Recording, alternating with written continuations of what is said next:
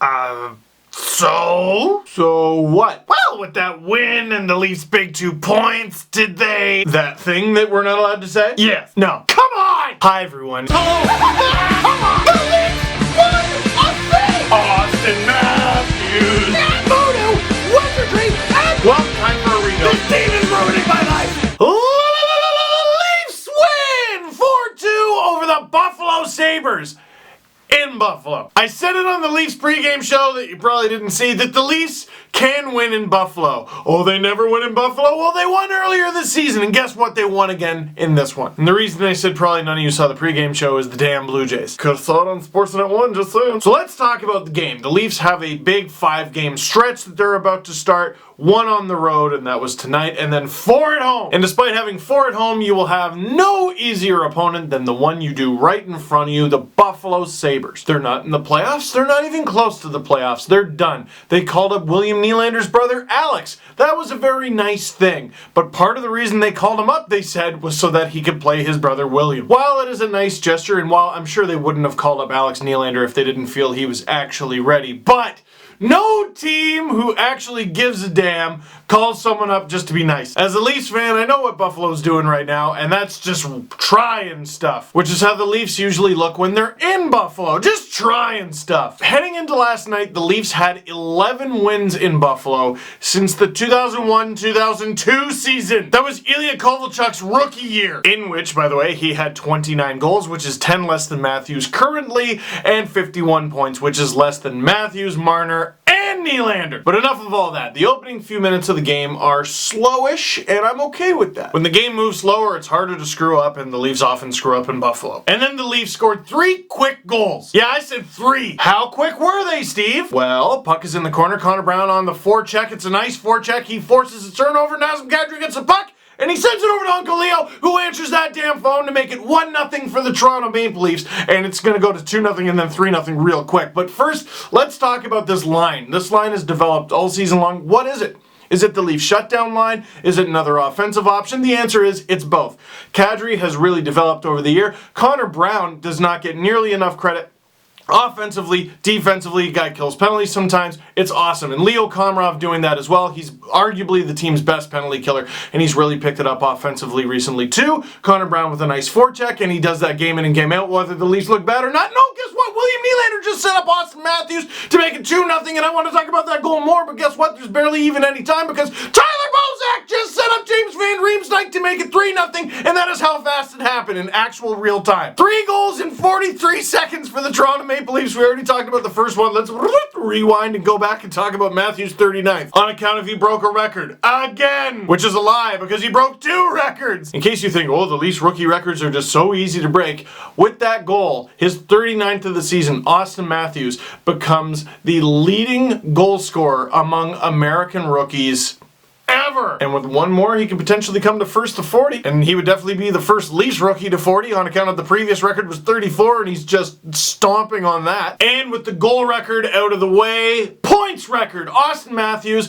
is officially the most offensively potent Leafs rookie of all time, beating Peter Inachek's record for points by a Leafs rookie.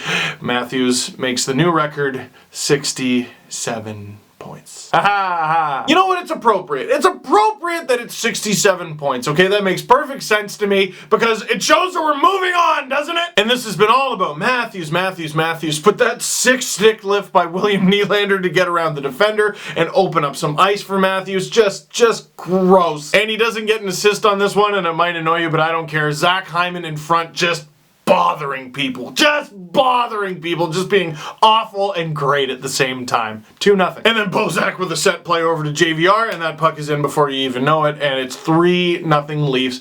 Bye-bye, Leonard. Correct me if I'm wrong, but is Robin Leonard the only goalie the Leafs have chased twice? They chased him once on home ice at the ACC and once on home ice in Buffalo. Steve, you just said, I know. And with his 34th assist, Tyler Bozak gets his 51st point, and I must have missed this milestone, but Bozak finally reaches 50 points for the first time time in his career. Which has been a common criticism of Bozak. Oh, he's never hit 50 points. It's not the most fair one, is it, though? He's been on pace to break it several times, but either due to injury or the lockout-shortened season, he's never hit it until now. Bozy with 51 and counting. So that's it for the first period. The shots are 40 billion to 2. The score is 3-0. You might as well go home. Oh, and the Leafs have a power play to start the second. What could go wrong? Ryan O'Reilly streaking through the neutral zone, and I'm already like, uh-oh. Because you could tell right away Gardner was not ready for O'Reilly to come at him like that. By the time Gardner turns on the Jets, it's too late. O'Reilly beams by him, and Freddie can't stop him. It's now 3-1 with a shorty from Ryan O'Reilly. Otherwise known as a T-Pain for those of you who have been watching for a long time, and I'm trying to get that to stick and it's just not working. Now this second period showed just how discombobulated the Sabres are. Because wow, did they look way better, and it looked like they had all these almost chances that started, and then you get to the end of the second period and the Leafs are still out shooting them to holy hell. And for as dangerous as the Sabres looked in the second, you go, well, in comparison to the first, yeah. And all their stretch passes to try to get a breakaway at the blue line or something like that, they all just got stuffed. They didn't work out. And now, heading into the third period, we have 2 periods of buildup of shenanigans. Rasmus Ristolainen has been annoying all night. Nazem Kadri has been his typical annoying self. And you got Evander Kane kind of throwing his hat in the ring there too. But it's nothing.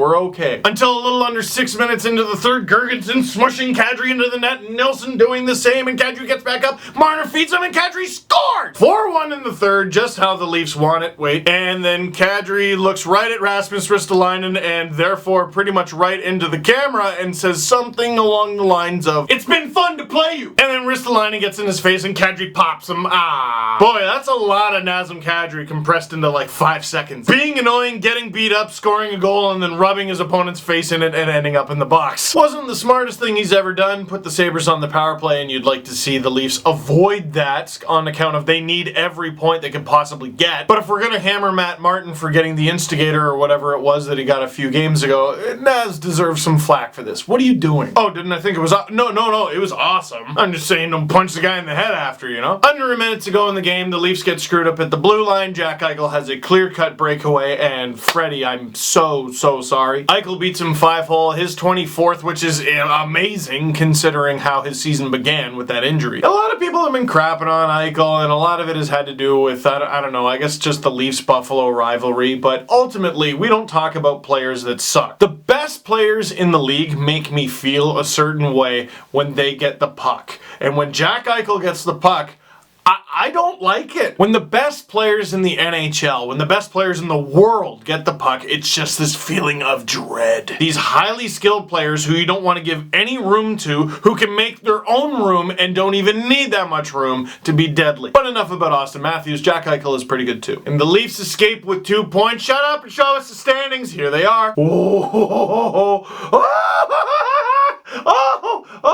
Oh, please. Oh, you're right there. One thing you might notice. So the Leafs are 1 point ahead of the Ottawa Senators, and while the Leafs have 2 fewer wins, they actually have 2 more regulation wins, which might come in handy. And while you were obviously cheering for the Leafs to beat the Washington Capitals tonight, Eep, you are keeping an eye on the Boston-Tampa game. You never want to cheer for the Boston Bruins, but... if you want to lock down a playoff spot, you kind of got to cheer for the Bruins. As long as that stupid game does not go to overtime or the shootout. And in the event the Leafs win and they beat the Capitals and Tampa Bay loses in regulation... Math. I'm not going to say it. And Ottawa falling to 2-5-3 in their last 10. This is nuts! And I wrote all about it on sportsnet.ca, and that article just got buried in the Olympic news, so if you could give that a read, that'd be wonderful. Although it is out of date. Whatever, man. And last but not least, we will be talking about the Olympics on the brand new Panago Pizza Steve Dangle podcast, which should be coming up tonight. There's a game tonight, so that is it for this one. Thank you very much for watching. Click like if you like this video. Click subscribe if you really liked it. Tell all your friends that the Leafs are really close. And then ask them, oh, hey, by the way, are you in?